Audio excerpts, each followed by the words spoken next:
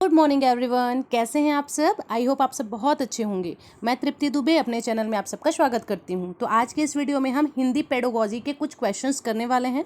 इस क्वेश्चन को देखने के बाद आपको एक आइडिया हो जाएगा बच्चे कि पेडागोजी में किस टाइप के प्रश्न आते हैं। क्वेश्चन का लेवल आप देखना गाइस, आपको बहुत अच्छे से समझ आएगा, चीज़ें लेवल भी समझ आएगा, प्रश्न का जो पैटर्न है वो किस प्रकार से होता है, ये चीज़ों का भी आइडिया आपको बहुत आराम से हो जाएगा। तो बिना टाइम वेस्ट किए हमारा आज का क्लास स्टार्ट करते हैं। शिक्षक भर्ती का एग्जाम आने ही वाला है, इस वजह से मैं आपके सामने आकर के वीडियो नहीं बना पा रही हूँ, क्योंकि उसमें बहुत ज़्यादा समय बर्बाद होता है। इसीलिए जल्दी से जल्दी, ताकि ज़्यादा से ज़्यादा कंटेंट आपको प्रोवाइड किया जाए, इस वजह से इस प्रकार से आपके लिए वीडियो बनाया जा रहा है। तो चलिए देखते हैं हमारा आज का क्लास। सबसे पहला प्रश्न आपके सामने है, इस क्वेश्चन को लास्ट में करेंगे, पहले आप एक आइडिया ले लो, है ना। देखो पहला प्रश्न है आपका, अधिगम से क्या तात्पर्य है। प्रश्न आपके सामने, अधिगम से क्या तात्पर्य है। तो ये मैंने आपको जब बाल विकास का क्लास लिया था, मनोविज्ञान का क्लास लिया था, तब भी मैं आपको समझाई थी कि अधिगम का क्या मतलब होता है। अधिगम का मतलब होता है बच्चे लर्न करना, सीखना, है ना। तो इसका सही आंसर क्या हो जाएगा हमारा, अधिगम का क्या मतलब होता है, सीखना, यही आपका सही हो जाएगा। और इंग्लिश में ये लर्न नामक शब्द से मिलकर के बना हुआ है, यही आपको बताया जा चुका है। नेक्स्ट प्रश्न है आपका, ग्राफ नीचे दिए गए विकल्प में से किसका उदाहरण है। आपके सामने प्रश्न है कि ग्राफ नीचे दिए गए विकल्प में से किसका उदाहरण है। अब आप बोलोगे मैडम यहाँ पर ग्राफ तो दिख ही नहीं रहा है, तो फिर हम यहाँ पर से आंसर कैसे लें। तो आप एक इमेजिन करो कि अगर ग्राफ बनेगा तो ग्राफ बनेगा कैसे, या तो ऐसे बनेगा आपका ग्राफ, ठीक है, या तो आपके सर्कल पॉइंट में बनेगा, कुछ इसी तरीके से होता है। चाहे जैसा भी बने, ग्राफ अगर बनेगा तो आपको क्या करना पड़ेगा, सबसे पहले तो ग्राफ को आप देखेंगे, देखने के बाद ही आप उसका आंसर करेंगे। ये चीज़ तो अपने को समझ आ गया ना। तो वही चीज़ को देख करके, सोच करके आपको आंसर लेना है कि अगर ग्राफ रहेगा तो हम उसको पहले देखेंगे, देखने के बाद ही हम उसका आंसर लेंगे। तो क्या ग्राफ जो है श्रव्य सामग्री के रूप में दिया जाता, उदाहरण किया जाता है, तो क्या ग्राफ को आप सुनोगे, नहीं सुन सकते हैं। ग्राफ को देखना और सुनना, क्या देखते भी हैं हम, सुनते भी हैं, बिल्कुल भी नहीं। तो क्या करते हैं, तो हम ग्राफ को सिर्फ देखते हैं और देखने के बाद में हम उसका आंसर लेते हैं। इसलिए बी हमारा सही आंसर हो जाएगा, केवल दृश्य सामग्री का है। तो ग्राफ जो है केवल दृश्य सामग्री का विकल्प है। ये तो अपने को समझ आ गया। चलिए नेक्स्ट प्रश्न देखते हैं, रूपरेखा अनुकरण विधि है। रूपरेखा किसका अनुकरण विधि है। तो लेखन कौशल का, श्रवण कौशल का, वचन कौशल का, या फिर पढ़ने के कौशल का, क्या लग रहा है आपको। तो रूपरेखा अनुकरण विधि है। सबसे पहले तो अनुकरण करने का मतलब क्या होता है, अनुकरण का मतलब होता है बच्चे नकल करना। अब देखो एक टीचर है, मान लीजिए टीचर जो है पढ़ा रही है, ठीक है, ये टीचर जो है पढ़ा रही है, तो उसका सुनने के बाद में आप क्या करते हैं, टीचर जो पढ़ा रही है उसको आप पढ़ते हैं, और उसके बाद फिर उसको पढ़ने के बाद उसका नकल कहाँ पर उतारते हैं, आप अपने नोट्स में उतारते हैं, मतलब लिखते हैं ना। तो सही आंसर क्या हो जाएगा इसका, तो लेखन कौशल का। रूपरेखा किसका उदाहरण है, आपके लेखन कौशल का यह उदाहरण है। ये चीज़ों को आप समझो, मैं कॉन्सेप्ट वाइज भी चीज़ों को आपको समझा रही हूँ, ताकि आप एग्जाम में कैसे आंसर लेना है इस चीज़ का एक आइडिया यहाँ पर से ले सकें, ठीक। तो एक टीचर जब पढ़ाता है तो हम उसका नकल करते हैं, और नकल करके तो अपने नोट्स में लिखते जाते हैं ना, इसीलिए ए लेखन कौशल हमारा सही आंसर हो जाएगा। चलिए नेक्स्ट प्रश्न देखते हैं, श्याम और राधा एक दूसरे से बातचीत कर रहे हैं, यह किसका रूप है, यह आपको बताना है। तो दो बंदा है, एक है श्याम है और एक है राधा। अब जब वो लोग आपस में बात करेंगे तो कैसे बात करेंगे, क्या सांकेतिक अभिव्यक्ति करेंगे, इशारों के माध्यम से बात करेंगे, केवल मौखिक अभिव्यक्ति होगी, केवल लिखित अभिव्यक्ति होगी, या फिर उपरोक्त सभी। अब आप किसी से बात करने के लिए जा रहे हो तो लिख कर नोट्स लेकर के तो जाओगे नहीं, पेन कापी लेकर के, मेरे को उससे बात करना है तो मेरे को लिख लिख कर बात करना है, ठीक है। तो ये तो हो नहीं सकता। केवल सांकेतिक भाषा में, क्यों भाई, शब्द का प्रयोग, क्या वर्णमाला नहीं आता है आपको, आता है ना, हम तो वर्णमाला जानते हैं अच्छे से। तो सांकेतिक अभिव्यक्ति क्यों होगी, मतलब यह है कि जब भी हम किसी से बात करने के लिए जाते हैं तब सिर्फ और सिर्फ मौखिक अभिव्यक्ति होती है, इसलिए बी हमारा सही आंसर हो जाएगा। चलिए नेक्स्ट प्रश्न देखते हैं, श्याम पट्ट को साफ करने की सही प्रक्रिया क्या है। देखो ऐसे ही प्रश्न आते हैं, और प्रश्न देखकर आपको समझ आ गया होगा कि पेडागोजी का नाम पेडागोजी क्यों पड़ा था, ठीक है, इसीलिए पड़ा था। तो श्याम पट्ट को साफ करने की सही प्रक्रिया क्या है। तो बच्चे ध्यान रखेंगे कि श्याम पट्ट मतलब बोर्ड को जब भी आप साफ करेंगे हमेशा बाएं से दाएं की ओर ही किया जाता है, आपका सी सही आंसर हो जाएगा, ठीक है। कभी भी ऊपर से नीचे नहीं साफ करते हैं, करने वाले कर सकते हैं, पर एक सही तरीका जो होता है ब्लैक बोर्ड को साफ करने का, वो हमेशा बाएं से दाएं, कुछ इस प्रकार से हम ब्लैक बोर्ड को साफ करते जाते हैं, ताकि चीजें जल्दी जल्दी हमारी क्या हो सके, क्लियर हो सके। चलिए नेक्स्ट है हमारा, डिसलेक्सिया का लक्षण क्या है। ये प्रश्न मैंने आपको मनोविज्ञान वाले पोर्शन में पढ़ाया हुआ है, एक बार जाकर के आप विजिट कीजिए, तब चीज़ें आपको बहुत आराम से समझ में आ जाएंगी। प्रश्न क्या बोल रहा है आपका कि डिसलेक्सिया किसका लक्षण है। देखो इसका मैंने एक एग्जांपल देकर के आपको समझाया था कि एक बच्चा है, अगर उसके सामने लक्ष्य लिखा हुआ है, ठीक है, और लक्ष्य लिखा हुआ है, अगर उसको वर्णमाला नहीं समझ आता है, ठीक है, वर्णमाला नहीं समझ आता है तो उसको क्या पड़ेगा, लुक्स पड़ेगा। तो वर्णमाला से संबंधित हो गया, वर्तनी से संबंधित भी हो जाएगा, क्योंकि हम इसको लक्ष्य उच्चारण कर रहे हैं पर वो एक्चुअली में लुक्स पढ़ रहा है, ठीक है। केवल एकाग्रता में कठिनाई होगी, ये भी हो सकता है। मतलब इस प्रकार से हमारा डी सही आंसर हो जाएगा, ठीक है, कि अगर एक बच्चा, उसको अगर डिसलेक्सिया का लक्षण है, मतलब एक तो वो सही से पढ़ नहीं पाएगा, वर्तनी संबंधी भी उसको प्रॉब्लम होगी, वर्णमाला संबंधी भी उसको प्रॉब्लम होगी, और एकाग्रता संबंधी भी उसको प्रॉब्लम होगी। चीज़ें क्या क्लियर है? तो सातवां हमारा समझ में आ चुका है। इसका कॉन्सेप्ट मैंने बहुत आराम से अपने वीडियोस में डाले हुए हैं बच्चे, आप जाकर के प्लेलिस्ट में एक बार चेक कर सकते हैं कि चीज़ों को किस प्रकार से मैंने वहाँ पर डिफाइन किया। खैर यहाँ पर से भी आपको चीज़ समझ आ चुकी होगी। चलिए आगे बात करते हैं। निम्नलिखित में से छात्रों के लिए उपयुक्त दृश्य श्रव्य सामग्री है। अब देखो ऐसे प्रश्न को ना थोड़ा सा ध्यान देना है आपको। बोल क्या रहा है कि निम्नलिखित में से छात्रों के लिए उपयुक्त दृश्य और श्रव्य सामग्री कौन सा है? तो पहले नंबर पर दृश्य लिखा है, दूसरे नंबर पर श्रव्य लिखा है। तो आपको ऐसा चीज देखना है, ऐसा ऑप्शन को सही करना है यहाँ पर जहां पर पहले नंबर में जो चीज रखा गया उसको आप देख सको और दूसरे नंबर पर जो चीज रखा है उसको आप सुन सको। ये प्रश्न यही बोल रहा है। तो देखो रेडियो, तो रेडियो को तो पहले आप सुनोगे, तो दृश्य वाला पोर्शन कट हो गया। मानचित्र, मानचित्र को हम देखेंगे और ग्लोब को हम सुन सकते हैं, ऐसा नहीं हो सकता। मानचित्र को भी हम देखते हैं और ग्लोब को भी हम देखते हैं, तो ये भी गलत हो गया, ये भी गलत हो गया। तीसरा क्या बोल रहा है? Black board. बिल्कुल, ब्लैक बोर्ड को हम देखते हैं और कंप्यूटर को हम सुन भी सकते हैं, हम म्यूजिक वगैरह सुनते हैं ना उसमें से, तो ये सी हमारे ऑप्शन में है। डी क्या बोल रहा है? मोबाइल, मोबाइल को देखना है, मोबाइल को सुन नहीं सकते हैं क्या? सुन भी सकते हैं ना, तो हमको सिर्फ वही टिक करना है जिसको आप सिर्फ देख सको और सुन सको, तो सी हमारा सही आंसर हो जाएगा। ब्लैक बोर्ड जिसको आप देख सकते हैं और कंप्यूटर जिसको आप सुन सकते हैं। तो इस प्रकार से एकदम स्मार्टली आपको आंसर लेना पड़ेगा, ठीक है। चलिए नेक्स्ट प्रश्न है हमारा, भाषा ग्रहण करने की प्रक्रिया एक ऐसी प्रक्रिया है जो क्या होती है? भाषा ग्रहण करने की प्रक्रिया यह एक ऐसी प्रक्रिया है जो अस्थिर है, ठीक है, अस्थिर है, जो निरंतर चलती है, निश्चित अवधि तक चलती है, या फिर स्थिर रहती है। एक बात बताओ, एक बच्चा है जब वो छोटा रहता है तब वो घुटने के बल में चलता है, ठीक है, घुटने के बल में भी जब वो चलने लगता है तब भी वो भाषा को समझने लगता है ना, भले ही वो बोल ना पाए लेकिन लोग क्या बोल रहे हैं उसको जरूर से समझता है। थोड़ा सा बड़ा होगा फिर भाषा को समझता है कि लोग क्या बोल रहे हैं, फिर खुद बोलना चालू कर देता है, फिर वो भी समझना चालू कर देता है जो लोग सुनते नहीं हैं। कहने का मतलब है कि भाषा ग्रहण करने की जो प्रक्रिया है वो एक ऐसी प्रक्रिया है जो आपकी निरंतर चलती रहती है। मतलब 9वां का कौन सा आंसर सही हो जाएगा? 9 का आंसर भी सही हो जाएगा, ठीक है। चलिए नेक्स्ट प्रश्न है हमारा, भाषा वह साधन है जिसके द्वारा हम व्यक्त करते हैं। क्या व्यक्त करते हैं? प्रश्न बोल रहा है भाषा वह साधन है जिसके द्वारा हम व्यक्त करते हैं। क्या व्यक्त करते हो? आस्था को व्यक्त करते हो, कर्तव्य को, विचार को, या इनमें से कोई नहीं? तो भाषा के माध्यम से हम अपने विचारों को व्यक्त करते हैं। सी हमारा सही आंसर हो जाएगा, ठीक है। ये प्रश्न कौन सा मैक्सिमम बच्चे सही देंगे मुझे पता है।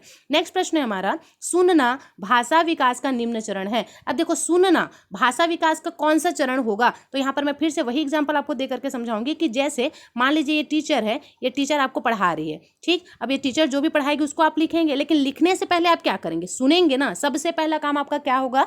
टीचर जब पढ़ा रही है तो उसको आपको सबसे पहले सुनना है, सुनोगे उसके बाद ही उस चीज को लिखोगे। तो सबसे पहला काम आपने क्या किया? सुनने का किया ना। इसीलिए जो सुनना है वो भाषा विकास का कौन सा चरण है? यह आपका प्रथम चरण हो जाएगा। देखो इसमें टीचर और स्टूडेंट का ही एग्जाम्पल मैक्सिमम टाइम पर मैं बताऊंगी, क्योंकि जो बाल विकास हम पढ़ रहे हैं, जो हम मनोविज्ञान पढ़ रहे हैं, इसमें हम बच्चे के बारे में ही पढ़ते हैं, बच्चे की बुद्धि कौशल के बारे में पढ़ते हैं, बच्चे और शिक्षक के बीच संबंध की बात करती है।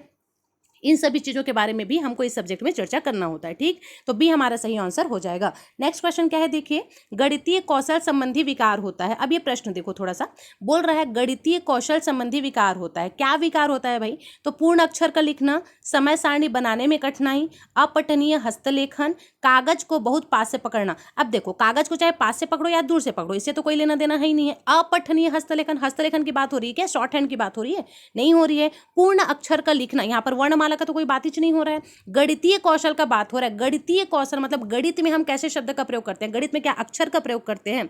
गणित में हम डिजिट्स का प्रयोग करते हैं। किसका प्रयोग करते हैं बच्चे? डिजिट का प्रयोग करते हैं। अब आपको वो आंसर लेना है जिसमें आप डिजिट का प्रयोग करें, तो बच्चा हमारा बी ही आंसर होगा। अब बहुत सारे लोग सोचेंगे कि बी आंसर क्यों हुआ? समय सारणी बनाने में कठिनाई। क्योंकि जब आप समय सारणी बनाते हैं तब आप क्या बनाते हैं? मैं 2 बजे उठ के पढ़ूंगा, फिर मैं 3 बजे घूमने जाऊंगा, फिर मैं 4 बजे नहाऊंगा। डिजिट का प्रयोग हो रहा है कि नहीं हो रहा है? तो जहां पर डिजिट का प्रयोग हो उसको आपको सही आंसर करना है, इसी वजह से बी आपका सही आंसर हो जाएगा। चलिए नेक्स्ट प्रश्न है, पठन का अर्थ क्या होता है? पठन मतलब पढ़ते कैसे हो आप? तो कुछ लोग होते हैं जो एकदम मुक्का होकर के पढ़ते हैं, एकदम मन में पढ़ते हैं। कुछ लोग होते हैं जो सस्वर मतलब चिल्ला चिल्ला करके पढ़ते हैं। मतलब दोनों ही तरीके से पढ़ा जाता है। आप सस्वर मतलब स्वर के साथ भी पढ़ते हैं चिल्ला चिल्ला के, और कुछ लोग मौन तरीके से भी पढ़ते हैं। तो सी हमारा सही आंसर हो जाएगा, ठीक।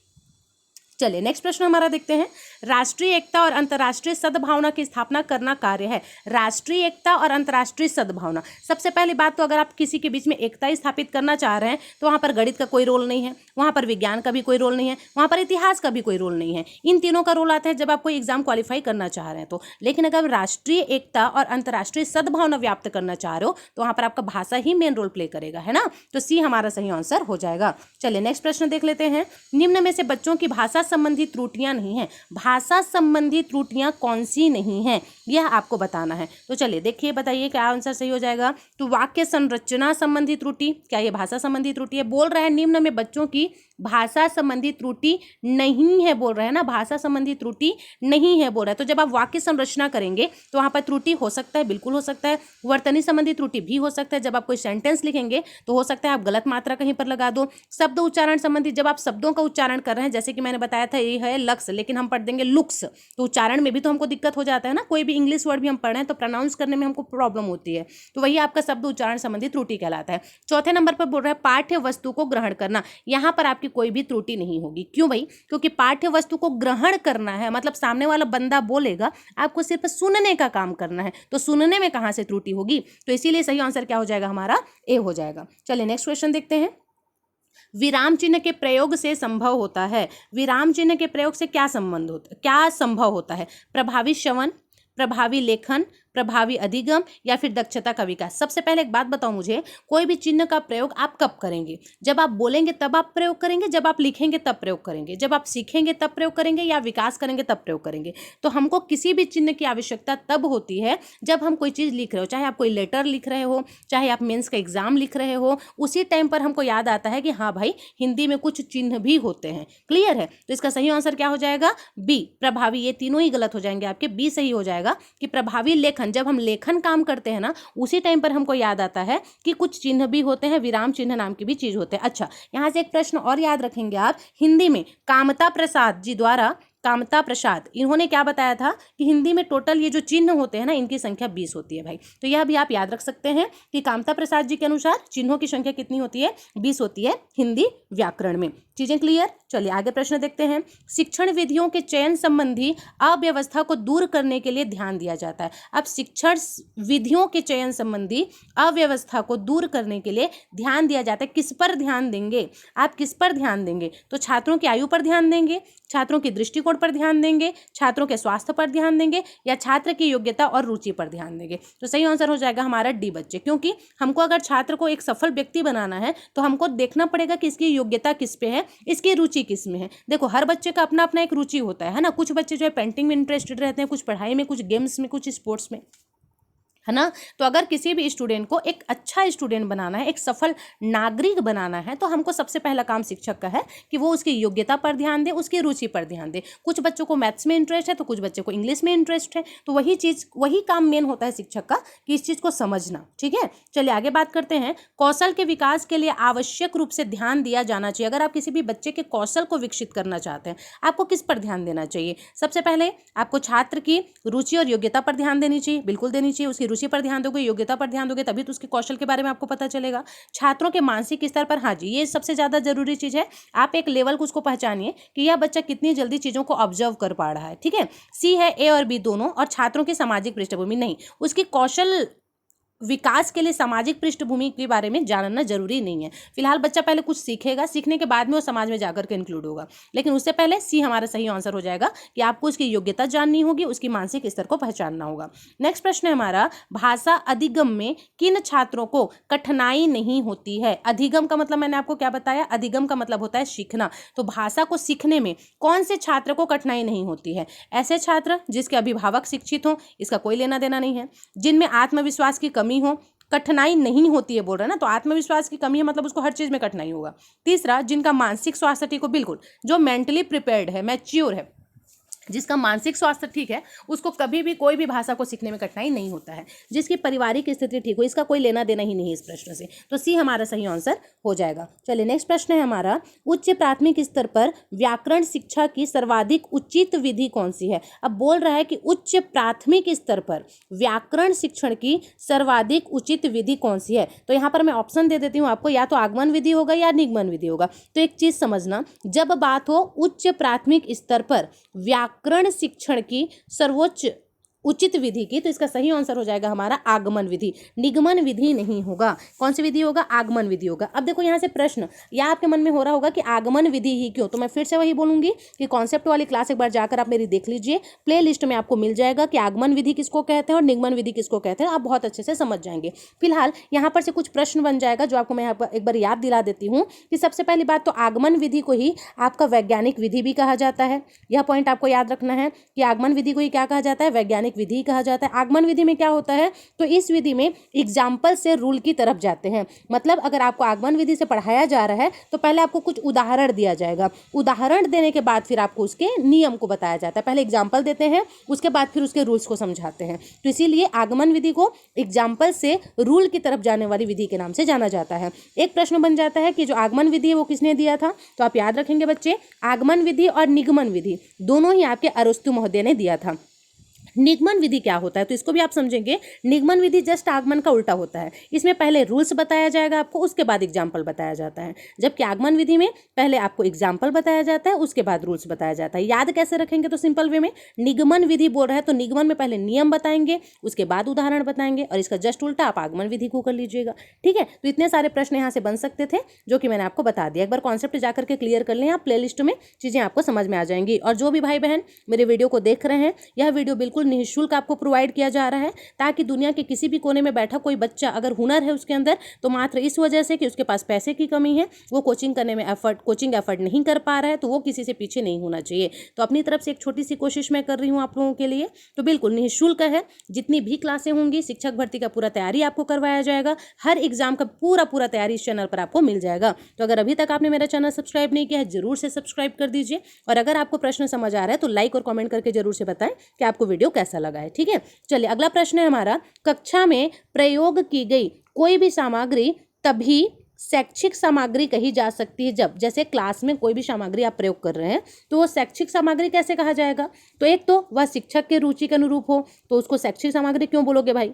छात्र के मनोरंजन में सहायक हो, मनोरंजन जरूरी है लेकिन कुछ सीखने की चीज भी तो होनी चाहिए। कक्षा के किसी उद्देश्य तक पहुंचने में असफल हो, बच्चों को असफल होने के लिए थोड़ी ना सिखाया जाता है, तो वह सीखने सिखाने में उपयोगी हो। बिल्कुल, अगर क्लास में कोई वस्तु ऐसी रखी हुई है जिससे सीखने में और सिखाने में बच्चों को सरलता होता है, या वो हम यूज कर सकते हैं उसको, तो उस कंडीशन में तभी वह क्या कहलाएगा, एक उपयोगी सामग्री कहलाएगा। तो डी हमारा सही आंसर हो जाएगा। चलिए नेक्स्ट प्रश्न है, भाषा सीखने की प्रक्रिया में बालक सर्वप्रथम किस भाषा को सीखता है। बहुत ही बेहतरीन प्रश्न है, मजेदार प्रश्न है। आपको याद रखना पड़ेगा कि भाषा सीखने की प्रक्रिया में बालक सबसे पहले अपनी मातृभाषा को ही सीखता है भाई। सबसे पहले जब वो बोलना सीखता है तो उसकी मम्मी जो भाषा में समझाती है वही भाषा में सीखता है ना वो, उसके बाद तो स्कूल जाएगा। तो मातृभाषा आपको याद रखना है। नेक्स्ट है आपका मुक फिल्म का उदाहरण है। सबसे पहले मुक फिल्म मतलब क्या होता है, पहले पुराने जमाने में मूवी आती थी जिसमें कोई कुछ चार्ली वाला एक मूवी आता था, आप लोग को याद आ रहा होगा जिन्होंने देखा है। उसमें ये लोग क्या करते थे, इसमें कुछ बोलते नहीं थे, खाली एक्शन एक्शन होते रहता था।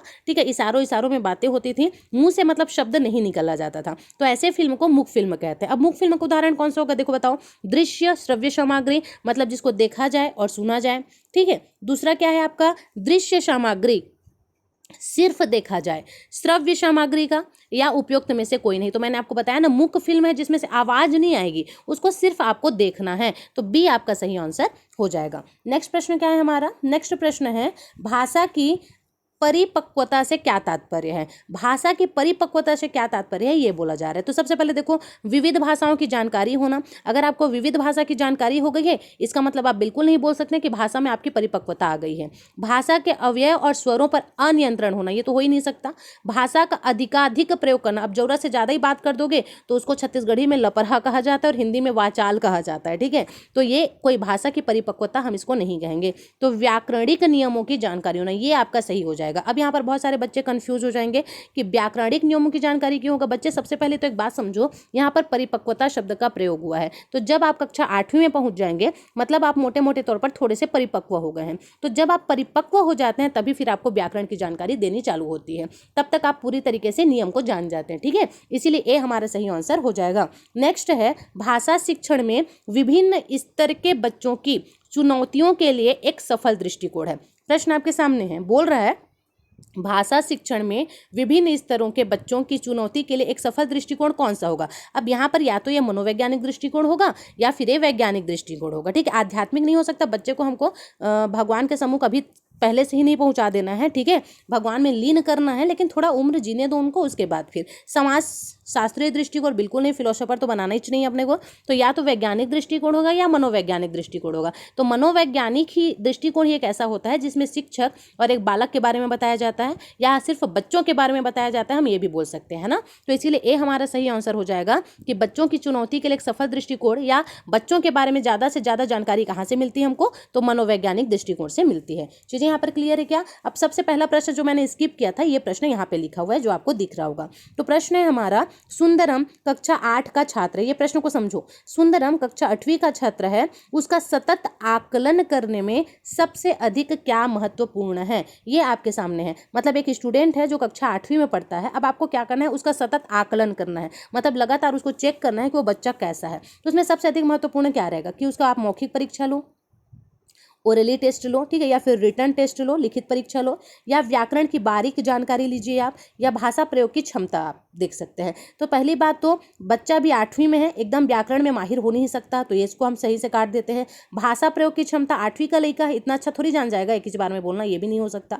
मतलब क्या हो जाएगा, मौखिक परीक्षा और एक लिखित परीक्षा। जो सुंदरम कक्षा 8वीं का छात्र है उसका आकलन आपको करना है, तो वहाँ पर आप मौखिक परीक्षा के माध्यम से भी और लिखित परीक्षा के माध्यम से भी, दोनों ही तरीके से आप क्या कर सकते हैं, उसका आकलन कर सकते हैं। और अगर मान लो दोनों ही ऑप्शन में है तब आपको मौखिक को लेना है, क्योंकि बच्चा किस प्रकार से बात कर रहा है, लिखने में क्या है वो तो रट करके भी चीज़ों को लिख सकता है, पर ओरली बोलने में जो कॉन्फिडेंस दिखता है ना, उससे हम आकलन कर सकते हैं कि वास्तव में ये बच्चा कितना स्ट्रांग है। चीज़ें क्या हमारी क्लियर हो गई हैं। तो इस प्रकार से हमारे क्वेश्चन आंसर का सीरीज यहाँ पर खत्म होता है। आई होप आपको प्रश्न बहुत मजेदार तरीके से समझ आया होगा और किसी भी प्रकार से कोई भी प्रश्न में कोई परेशानी आपको नहीं हुई होगी, मैं ये उम्मीद कर रही हूँ। तो अगर कोई भी बच्चा फर्स्ट टाइम चैनल पर विजिट करे तो जरूर से सब्सक्राइब करें। सिलेक्शन आपका मात्र हमारा एक उद्देश्य है। सिलेक्शन लेने के बाद भले अनसब्सक्राइब कर दीजिएगा, लेकिन अगर आप सच में सिलेक्शन चाहते हैं तो बिना देर के तुरंत मेरे चैनल को सब्सक्राइब करें, लाइक करें और ईमानदारी से अपने फ्रेंड्स के साथ शेयर करें, ताकि उनको भी इस चैनल के बारे में पता चल सके और ये वीडियो उन तक भी पहुंच सके, क्योंकि क्लासेस बिल्कुल फ्री में प्रोवाइड किया जा रहा है बच्चे,